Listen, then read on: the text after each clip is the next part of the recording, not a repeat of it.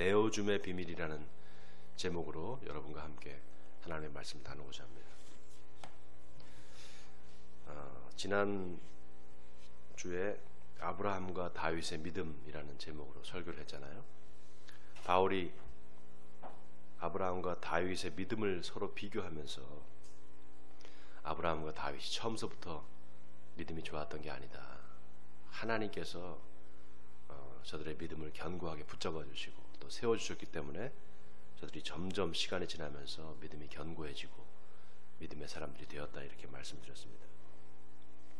어떻게 그렇게 믿음이 좋아질 수 있는가? 여전히 우리는 죄 가운데 살고 죄를 짓는데도 불구하고 하나님께서 자꾸 우리한테 의롭다고 하시고 또 착하다고 하시고 그렇게 우리를 봐주시기 때문에 우리가 점점 변해간다, 이렇게 말씀드렸죠. 거기에는 내 의가 아니라 하나님의 의가 있다, 이렇게 말씀드렸습니다. 하나님의 의가 우리를 변화시키는 것입니다. 자, 오늘은 바울이 다시 아브라함의 믿음에 대해서 이야기를 하면서 이번에는 예수님의 믿음과 이렇게 다윗이 믿음이 어떤가 이렇게 비교를 합니다. 아브라함이 왜 믿음의 조상일까? 하나님의 약속을 믿었기 때문이다, 이렇게 말씀드렸잖아요. 자, 오늘 본문 18절에 보니까 사도 바울이 아브라함이 바랄 수 없는 중에 바라고 믿었으니 이는 내 후손이 이같으리라 하신 말씀대로 많은 민족의 조상이 되게 하려 하심이라, 이렇게 말합니다. 자, 내 믿음이 뭐에 근거하고 있느냐? 내 믿음이 내 신념을 믿는 건 아니냐? 혹시 내 계획을 믿는 건 아니냐? 아니면 내가 지금까지 하나님을 믿어온 세월이 있는데, 내가 교회에 봉사한 것이 있는데 하나님께서 나를 구원해 주시겠지, 이런 어떤 내 믿음의 근거가 나한테 있어서 나를 믿고 있지는 않는가? 이거를 우리가 한번 생각해 봐야 됩니다. 여러분, 이게 중요한 게요, 나는 뭐든지 할 수 있어, 그거는 나를 믿는 겁니다. 나는 이런 은사가 있어, 나는 이런 저런 능력이 있어, 그러니까 나는 할 수 있어. 그게 아니라 믿음은 하나님의 약속을 믿는 겁니다. 아니, 하나님이 뭘 나한테 약속한 게 뭐가 있어요? 약속한 게 없는데. 여러분, 구약 신약 할 때 그 약자가 무슨 약자죠? 약속할 때 약자예요. 성경에는 그래서 수많은 약속들이 있습니다. 성경은 그래서 약속의 책이에요. 하나님이 저와 여러분에게 하신 약속들로 꽉 차 있습니다. 성경은. 그 약속들을 붙잡고 믿고 기도하면 하나님께서 이루어 주십니다. 여러분, 이걸 믿으십니까? 그래서 저는 어려운 일이 있으면 성경을 봐요. 성경을 보면서 성경을 찾습니다.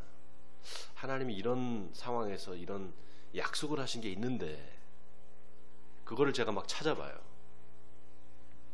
그리고 딱 찾아요. 놀랍게도 하나님이 그걸 말씀을 주십니다. 약속의 말씀을. 그걸 찾게 하셔요. 또 그걸 찾아서 그걸 붙잡고 기도하는 겁니다. 그럼 문제가 해결돼요. 이건 뭐 100%입니다. 한 16년 전에 저희 어머니가 심근경색으로 병원에 입원하셨어요. 심장 수술을 이제 해야 되는데 그때까지만 해도 이 뭐라 그럽니까, 그 시술이라 그러잖아요. 스턴트를 집어넣는 시술, 그게 그렇게 쉬운 수술이 아니었어요. 16년 전만 해도 몇 군데, 연세대학교 세브란스 병원, 뭐 서울대병원 이런 몇 군데에서만 그 수술을 할 수 있었습니다. 근데 이제 그것도 혈관이 이렇게 좀 큰데, 관상동맥이라고 그러잖아요. 거기 좀 큰데 이렇게 막혀 있으면은 그 스턴트가 들어갈 수가 있는데, 좀 작은 혈관에 막혀 있으면 그거 들어갈 수가 없어요. 그러니까 어떻게 되느냐, 이 배를 갈라야 됩니다. 심장을 열어야 돼요. 그래서 수술을 해야 되는 그런 상황인데, 저희 어머니가 이제 세브란스 병원에 입원하셨는데 이렇게 제가 갔더니 저를 보면서 막 우시는 거예요. 그때 이제 우리 아들이 명철이가 막 태어났을 때인데, 아유, 내가 우리 명철이를 좀 더 보고 그리고 죽고 싶은데 이제 내가 죽나 보다 그러면서 막 우시는 거예요. 그래서 제가 마음이 너무 아프더라고요. 그래서 그 길로 제가 기도원에 들어갔습니다. 그래서 3일 동안 금식하면서 기도했어요. 그러면서 제가 찾았습니다. 성경을 찾았어요. 열왕기하 20장에 보면 히스기야가 죽을 병에 걸립니다. 그래서 이사야 선지자가 와서 히스기야 왕한테 당신은 이제 죽을 병에 걸려서 오래 못 살 거다. 빨리 당신 주변 정리를 해라. 당신 죽을 거다. 이렇게 예언을 합니다. 그러니까 히스기야가 벽을 쳐다보면서 기도를 하기 시작해요. 하나님 살려주십시오. 이렇게 기도를 합니다. 그때 하나님께서 15년을 더 연장시켜 주세요. 히스기야의 그 기도를 들으시고 제가 그 말씀을 붙잡았어요. 그래서 하나님 우리 어머니 좀 살려주십시오. 이게 간절하게 기도했습니다. 금식하면서 3일이 지나는데 하나님이 저한테 응답을 주셨어요. 내가 내 기도를 들었다. 네 어미가 죽지 않고 살리라. 그리고 내가 그 피도 바꿔주리라. 이렇게 말씀하셨어요. 제가 그 응답을 듣고 한달음에 달려왔습니다. 그래서 다시 세브란스 병원에 가서 어머니 누워 계시는 그 이제 수술을 이제 앞두고 있는 거예요. 이제 열어야 되는 수술을. 그래서 가서 병실에 있는 어머니한테 엄마, 하나님이 엄마 살려준데 엄마 죽지 않는데 하나님이 응답해 주셨어. 안 죽는데. 그러는 상황에서 의사들이 올라오는 거예요. 그러면서 저희 어머니한테 이거 개복 수술 안 하고 그냥 시술로 할 수 있다고. 그때 그 얇은 혈관을 그걸 이렇게 열어주는 그 얇은 스턴트가 프랑스에서 개발이 된 거예요. 마침. 그래서 그거를 가지고 시술을 하셨어요. 그게 지금 이제 16년이 지났거든요. 16년이 지났으니까 벌써 이제 그 약속을 더 넘어서 사시는 거예요, 올해. 근데 한 14년쯤 되셨는데 저희 어머니가 15년이라는 게 계속 이제 생각하신 것 같아요. 15년이 이제 얼마 안 했으면 15년이 지나는데 그러면 이제 내가 죽나 보다 또 이렇게 말씀하셨어요. 제가 아니 그거는 엄마의 믿음이다. 엄마가 기도하라고 이제 더 살려주실 수도 있지 않느냐. 기도하라고. 하나님께서 나한테 주시는 응답이지 어머니 기도는 아직 기도도 해보시지 않고 뭐 그런 얘기를 하냐고. 저희 어머니가 기도하시는 것 같아요. 살려달라고. 지금도 살아계셔요. 건강하게. 참 하나님 은혜입니다. 여러분 하나님은 우리 기도를 들어주십니다. 여러분 이거 믿으시죠? 성경의 말씀을 붙잡고 기도하면은 그거는 반드시 응답받습니다. 아브라함도 마찬가지예요. 아브라함이 나이가 90살이 넘었단 말이죠. 99세에 무슨 어떻게 아들을 낳아요?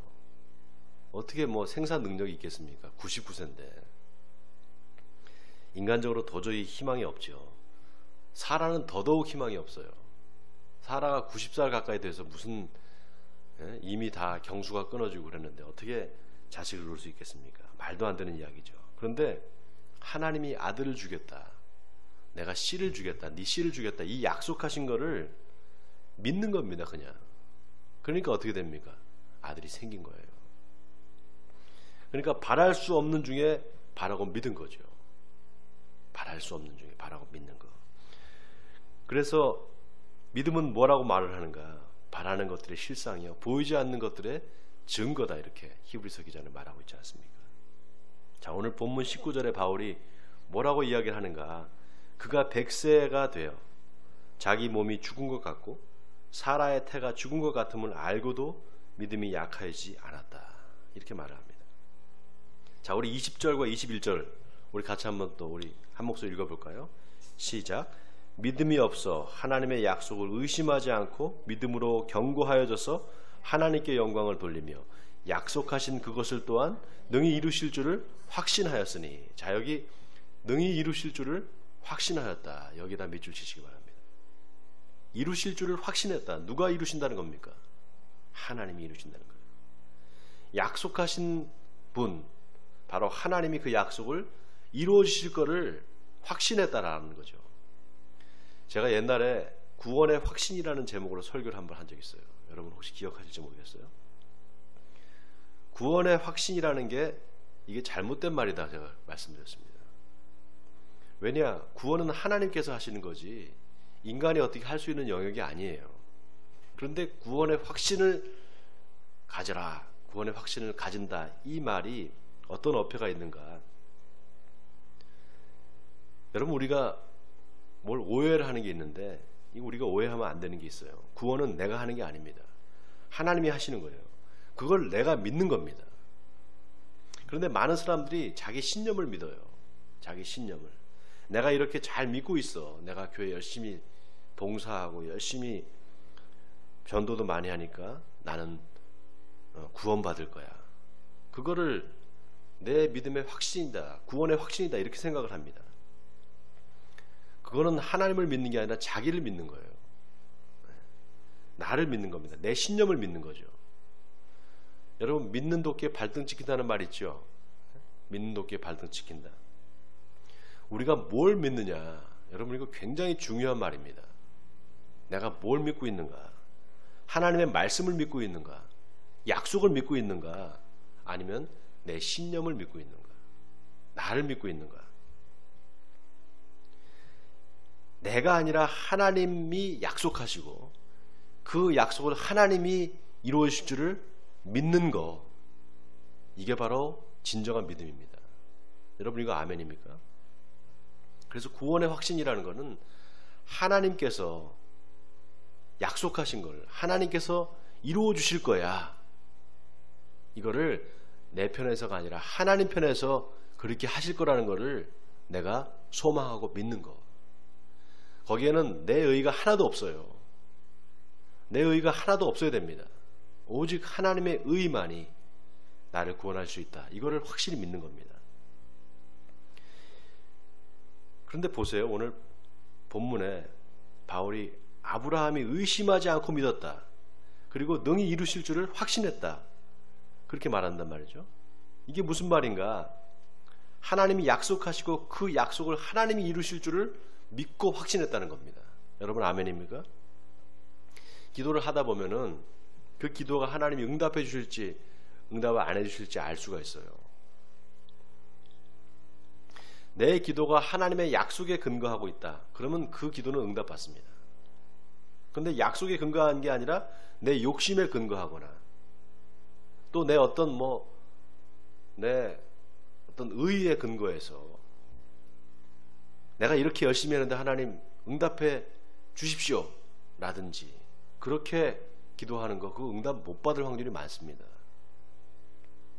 왜 그러는가? 약속에 근거한 기도가 아니기 때문입니다.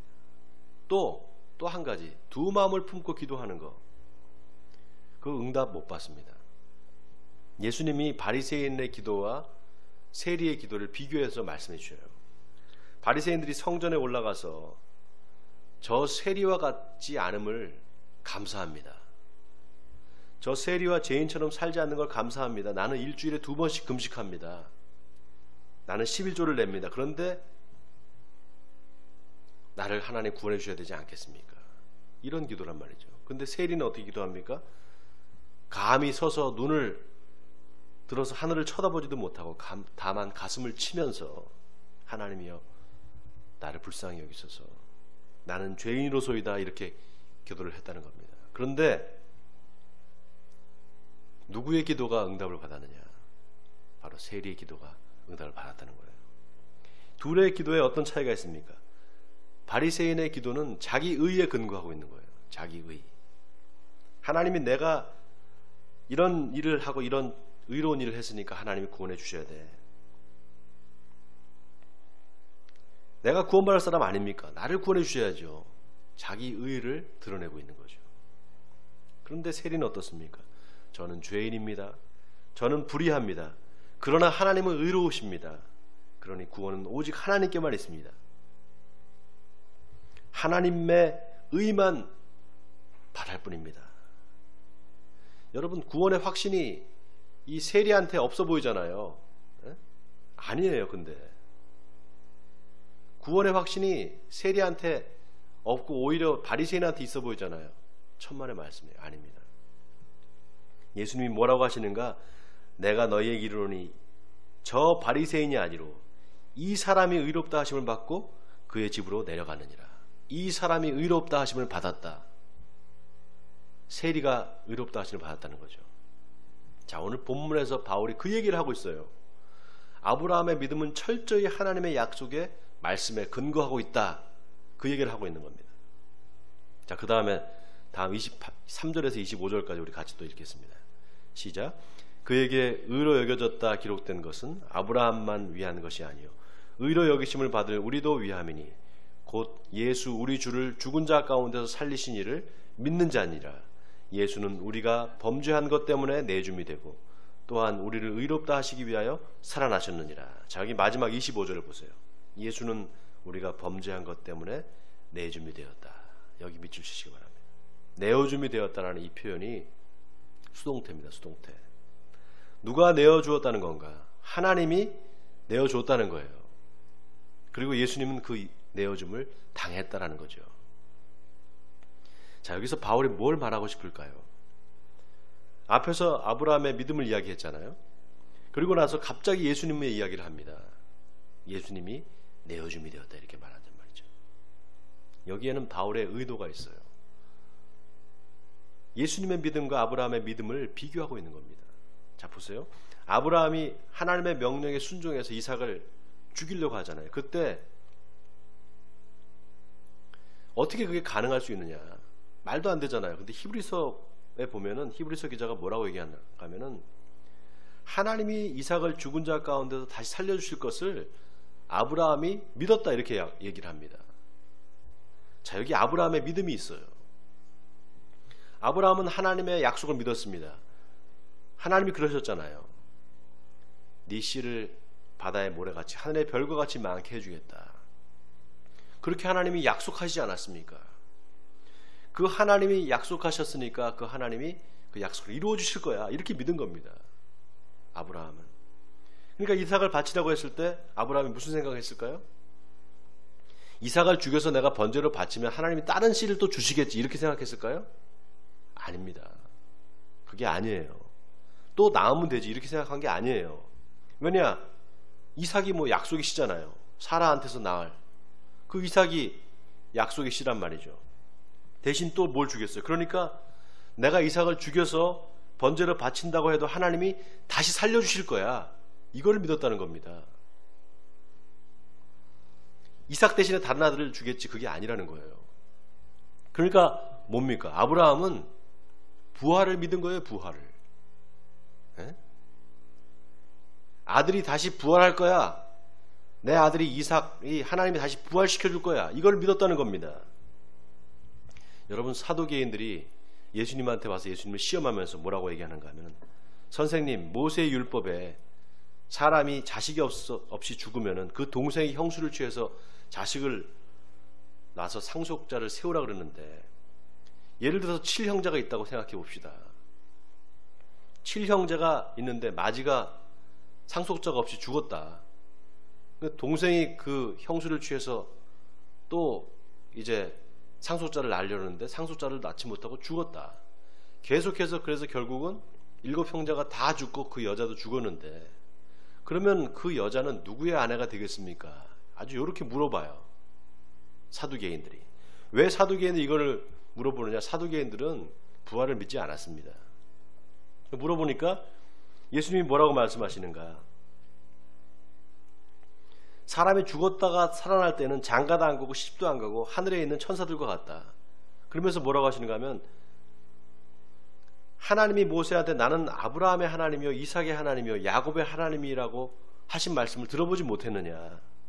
하나님은 죽은 자의 하나님이 아니라 산 자의 하나님이다. 이렇게 말씀하셔요. 죽은 자의 하나님이 아니라 산 자의 하나님이다. 이 말이 무슨 말입니까? 아브라함과 이삭과 야곱이 살아있다는 거예요. 어디 살아있나? 죽었지.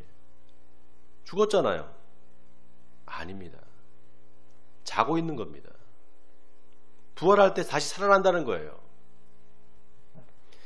그러니까 아브라함이 그냥 믿음의 조상이 아니에요, 여러분. 아브라함의 신앙은 부활신앙이었습니다. 아브라함의 신앙은 부활신앙이었어요. 예수님도 마찬가지입니다. 예수님의 믿음은 더 확실한 부활신앙이었죠. 예수님께서 제자들에게 몇 번 말씀하셨어요. 내가 대제사장과 서기관들에게 버림을 당하고 고난받고 십자가에서 죽을 것이다. 그러나 3일 후에 다시 살아나리라. 예수님은 계속해서 당신의 부활에 대해서 증언하셨습니다. 자, 그런데 보세요. 여기 바울이 오늘 본문 25절에서 예수가 우리가 범죄한 것 때문에 내어줌이 되고 또한 우리를 의롭다 하시기 위하여 살아나셨느니라 이렇게 말합니다. 여러분, 이 말씀이 아주 중요한 말씀이에요. 성경에 보면 아브라함이 이삭을 바치려고 할 때 대신 순양을 하나님께 주셨잖아요. 그래서 그 양을 이삭 대신으로 바친단 말이죠.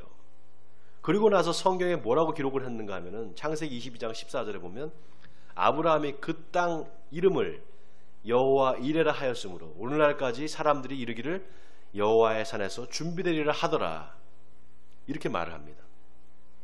여호와 이레라는 말의 뜻이 뭐냐? 하나님이 준비하실 것이다. 하나님이 예비하실 것이다. 이게 미래 완료형으로 써 있습니다. 하나님이 준비하셨다가 아니라 하나님이 준비하실 것이다 이렇게 미래 완료형으로 되어 있어요. 과거에 일어난 사건이 아니라 앞으로 일어날 사건을 암시하는 겁니다. 그러니까 뭡니까? 이게 바로 하나님의 약속이죠. 아브라함한테 하신 하나님의 약속이라는 거예요. 여러분, 아브라함이 이삭을 칼로 찔려 죽이려고 할 때 여호와의 사자가 나타나서 뭐라고 말을 합니까? 아브라함아, 아브라함아, 그 아이에게 네 손을 대지 말라. 그에게 아무 일도 하지 말라. 네가 네 아들 내 독자까지라도 내게 아끼지 아니하였으니 내가 이제야 하나님을 경외하는 줄을 아노라 이렇게 말한단 말이죠. 바로 그때 하나님께서 결심하신 거예요. 여러분, 네가 네 아들을 아끼지 않고 내어줬으니까 내가 내 아들을 내어주리라 이렇게 약속하신 겁니다. 그 약속을 아브라함이 믿은 거예요. 그 약속을. 그래서 여호와 이레, 하나님께서 친히 자기를 위하여 제물을 준비하실 거야 그렇게 고백을 한 겁니다. 그 하나님이 아브라함한테 하신 약속을 하나님께서 어떻게 하시는가? 결국 이루셔요. 어떻게 이루십니까? 바로 예수 그리스도, 당신의 아들 독생자를 십자가에 죽게 하심으로 그 약속을 이루어 주시는 겁니다. 그래서 예수님을 보면서 세례 요한이 뭐라고 얘기를 합니까? 보라, 세상 죄를 지고 가는 하나님의 어린 양이로다 이렇게 말을 합니다. 여러분, 기가 막히지 않습니까? 자, 오늘 본문 25절에 바울이 예수가 우리가 범죄한 것 때문에 내어줌이 되고 또한 우리를 의롭게 하시기 위해 살아나셨다 이렇게 말을 합니다. 예수님이 돌아가신 게 우리 죄를 사해 주시기 위해서다라는 겁니다. 그리고 살아난 거는 우리를 의롭게 하기 위해서라는 거예요. 아니, 하나님이 의로우신 거지 어떻게 우리가 의롭습니까? 우리가 예수님을 십자가에 못 박아 죽였는 사람들인데 어떻게 하나님이 의롭지 우리가 의로워요? 하나님께서 우리를 의롭게 하시기 위해서 예수님을 다시 살려줬다는 거예요.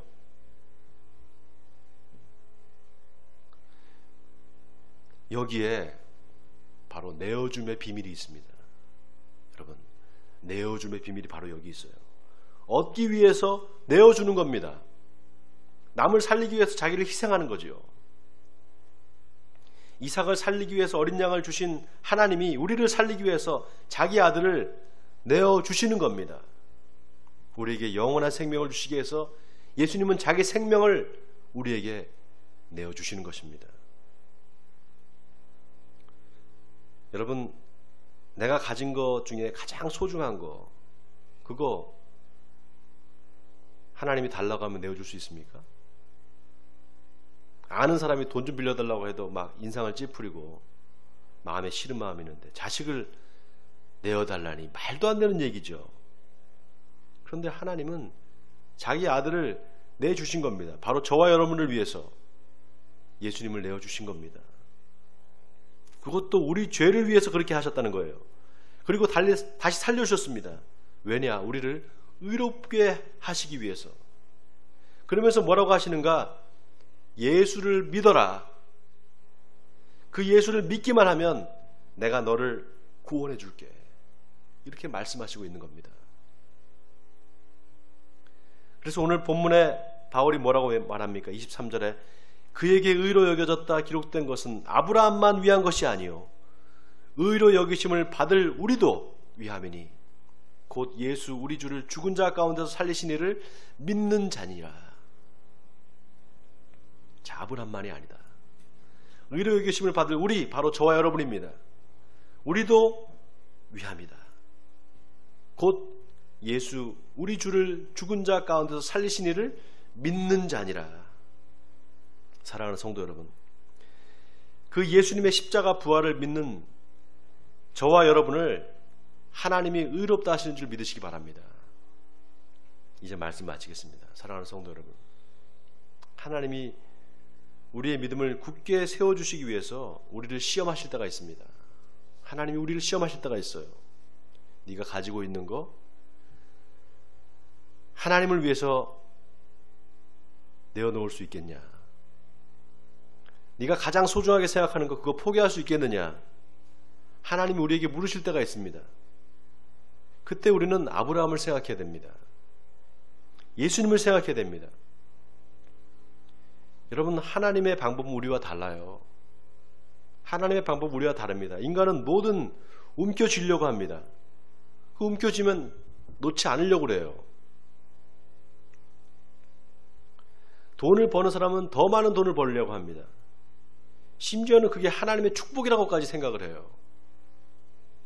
그런데 하나님의 방법은 그 반대입니다. 하나님의 축복은 내어줄 때 받는 겁니다. 내 것을 내려놓고 기득권을 내려놓을 때 축복받습니다. 거짓말하고 수단과 방법을 가리지 않고 어떻게 해서든지 내가 가져야 되겠다. 그러면 나중에 다 잃게 됩니다. 내가 가질 수 있다고 생각할 때 내려놓을 수 있는 용기, 그게 필요합니다. 물론 아쉬움이 남죠. 그러나 그때가 바로 하나님이 우리를 축복하시는 순간입니다. 하나님의 축복은 바로 그때 임하는 겁니다. 내가 할 수 있다고 생각할 때 그때는 위험한 순간입니다. 사탄이 틈탈 때입니다. 원하기는 내가 가장 소중하게 생각하는 거, 내 마음에 제일 좋아하는 거, 그거를 내어놓을 수 있는 용기가 여러분에게 있기를 바랍니다. 그래서 내어줌을 통해서 하나님께 복을 받는 여러분 되시기를 주님의 이름으로 간절히 축원드립니다.